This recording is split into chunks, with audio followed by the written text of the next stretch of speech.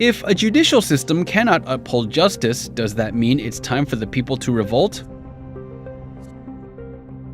What kind of political pressure is at play here? Why do authorities insist on having Judge Zhang hear this case? What compels justice administrators to turn a blind eye to such flagrant administrative mishandling? This isn't the first time the Taipei district courts have taken ThesisGate investigators for a spin. Political interference has been a regular occurrence throughout ThesisGate. During Dr. Peng's case against Xavier CHANG, Judge Zhou Yuxuan dared to request evidence from the University of London. But the Foreign Ministry quickly shot that down, saying Taiwan and the UK do not have the appropriate agreements to request evidence from each other. Shortly after, Judge Zhou was quickly switched out for another judge.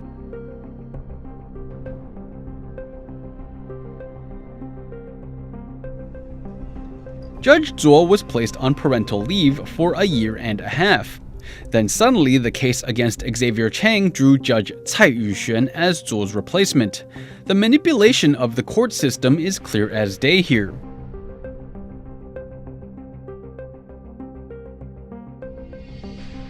As Cai's validity as a suitable replacement for Zhou came into question, the Taipei District Court once again replaced Cai with Judge Li Xiaofen.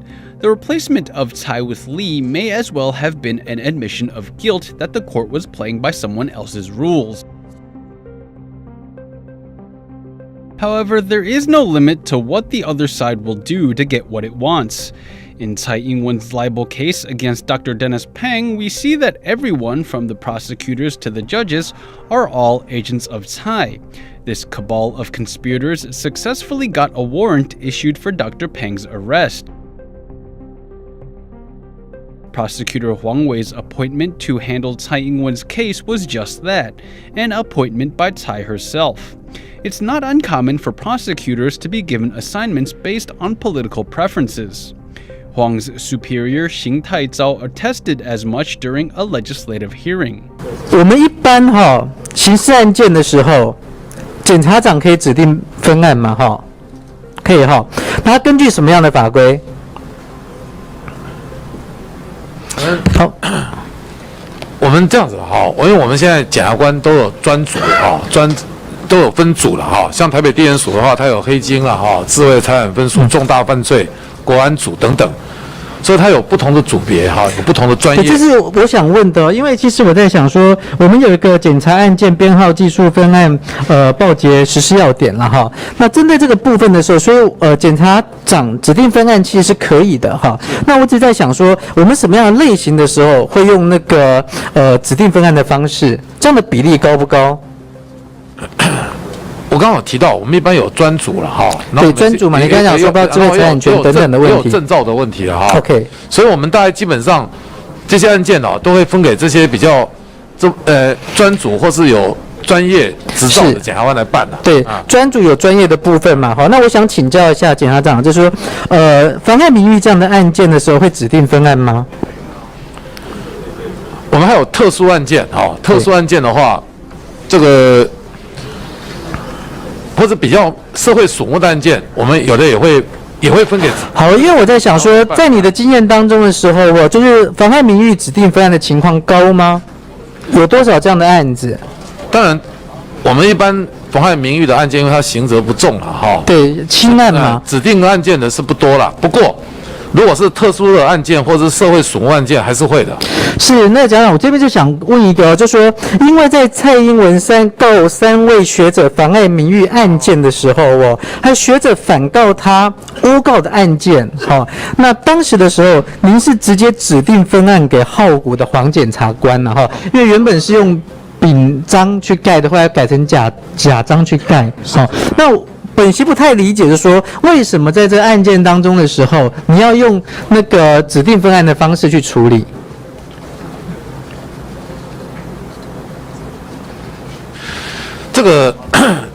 这个我们甲章乙章因为是相悦了都是授权章啦。不过这个案子会分给这个浩谷检察官的原因，是因为这涉及到国家元首所以我们找的是黑金组的检察官来承办的，也是这个黑金这里刚讲的特别的情况、特别的案件，对不对哈？那不过我在想说，像这样子的一个指定分案状态，而且是轻罪，你刚才也特别讲到轻罪的状态，还指定分案的时候，其实很容易会造成民众观感不佳，而且会觉得自己好像被检调的高层针对了哈，所以这可能也不是一件特别好的事情哈。Why would a libel case ever need a specialized prosecutor to handle it? Are other prosecutors incapable of doing so? Or are the other prosecutors not as willing to play ball? Even Xing said himself, ThesisGate is a high-profile case involving a head of state. It's bound to draw a lot of attention. That's why they threw a financial crimes prosecutor on the case. However, once this particular case made it to the courts, Taipei District Court refused to treat it as a high-profile case.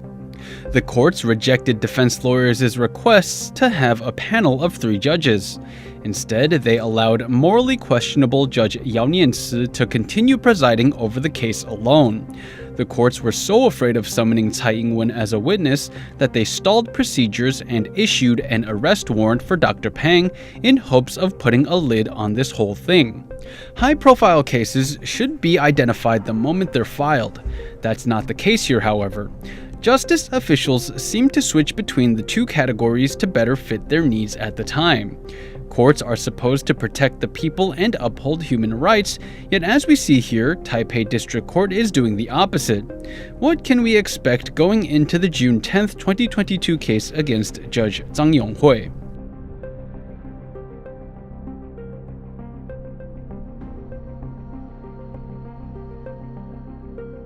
The failures of the Taipei District Court will be documented in our new book. The book will serve as an eternal record of how the court failed the people.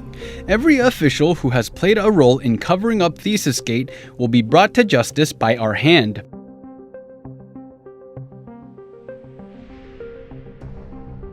So what is the significance of our case in Taiwan getting a hearing scheduled so close to our tribunal hearing in the UK?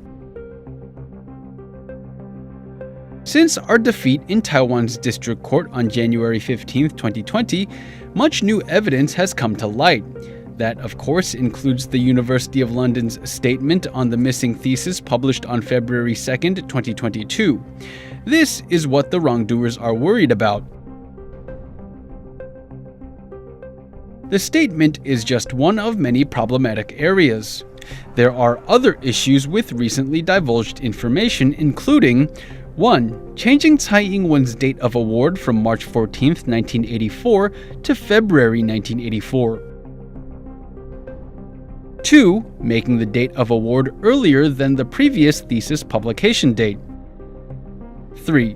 Even though LSE says that Tsai's thesis was sent to University of London and IALS libraries, neither library has said they ever held copies of the thesis. 4. University of London claiming that Tsai's PhD award remains unchanged despite the thesis being missing. However, school policy in 1984 explicitly states that for a PhD to be awarded, a thesis must be submitted and sent to libraries. Judge Zhang wants to use this opportunity to grant Tsai a swift victory in court.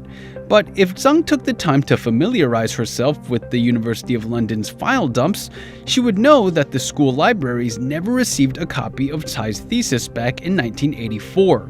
She'd learned that schools spent 1.5 years following up with Tsai's educators to find a thesis. All of the evidence shows that a thesis never existed.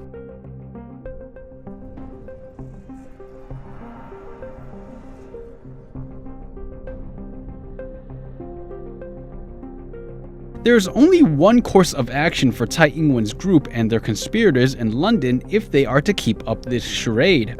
They'll need to convince people that Tsai did not have to submit a thesis to the library when she was a student 35 years ago. Then they can just put the rest of the blame on the examiners who lost Tsai's thesis.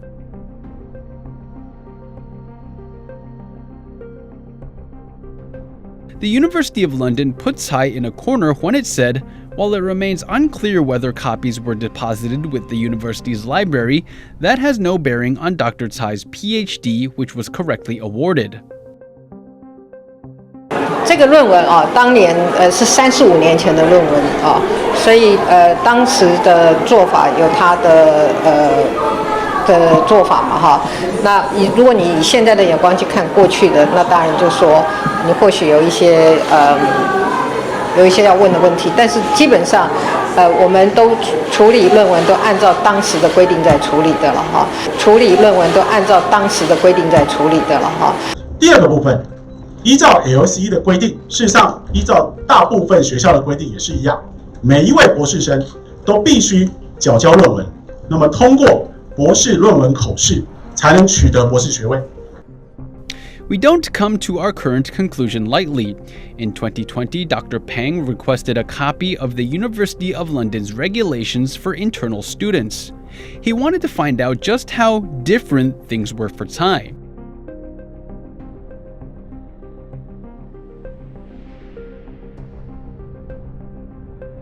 Dr. Pang requested school rules for the 1982 to 1983 and 1983 to 1984 academic years.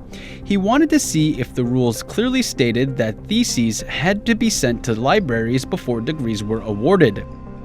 Kevin Haynes provided school rules for the 1980 to 1981, 1981 to 1982, and 1982 to 1983 academic years.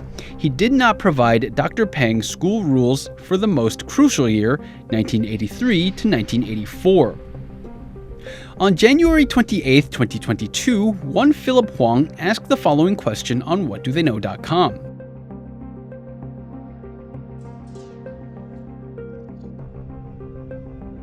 Please let me know if the University of London in 1984 required every PhD candidate to proofread his or her dissertation before submitting it to the 3 libraries. The University of London has long shrugged off investigators' inquiries. However, Philip Huang relentlessly persisted in submitting his question, reiterating that his inquiry did not have anything to do with personal information. University of London Information Governance Officer Emily Brigg finally responded to Huang's question 3 months later, providing him a copy of the school rules for the 1983 to 1984 school year.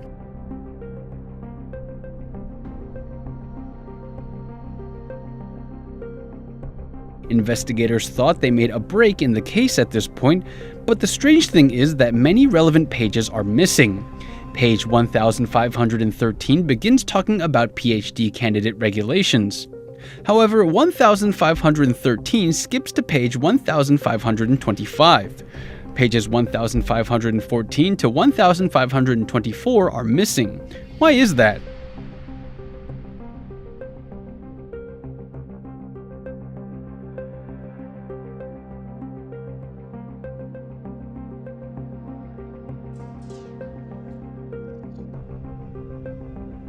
Did Emily Brigg upload an altered copy of the school rules to whatdotheyknow.com?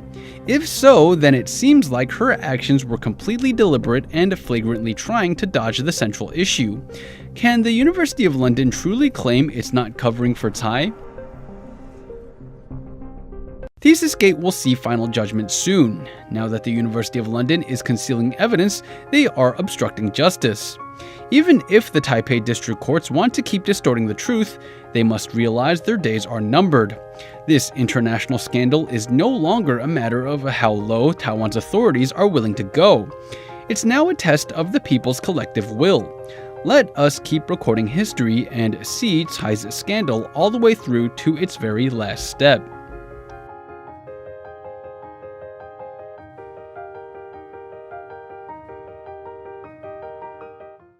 你买雾化器呢，会送你水神。那么家里面8坪以上的、5到6坪的或是小坪数都有不同的选择。它的雾化时间大概从4个小时到8个小时不等。怎么买？快点购 QR code 扫一下，记得帮我输入 CTI 285，这是我们辣晚报的团队代码。